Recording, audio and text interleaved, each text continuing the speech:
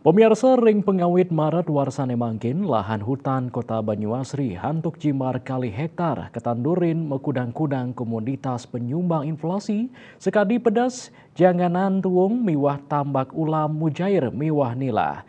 Rauhnya mangkin ri sampun 3 bulan kepanen oleh Pemprov Bali saha Forkompimda Buleleng.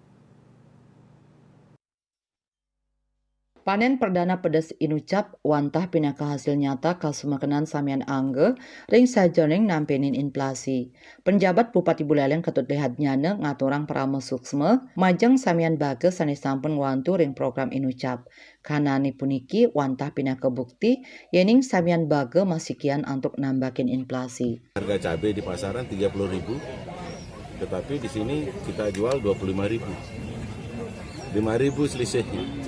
Sehingga benar-benar sampai di pasar, karena ini kan dari PD Swadandra selaku off-taker nanti sama PD Pasar pasti tidak boleh menjual di atas 30.000, harus di bawah sehingga petani daya belinya bisa meningkat.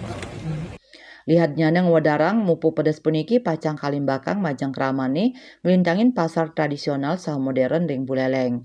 Tur kaaptiang sideng wantu nedunang inflasi miwah arke pedas ring pasaran sah ngwantu nes tetegenan kramani. Selantur nyane penjabat Gubernur Bali Mahendra Jaya ngapresiasi pangupaya saking Pemka Buleleng ring sajoning nampinin inflasi. Pemprov Bali pacang rajak nyokong makudang-kudang pangupaya ring sajoning nampinin inflasi ring daerah.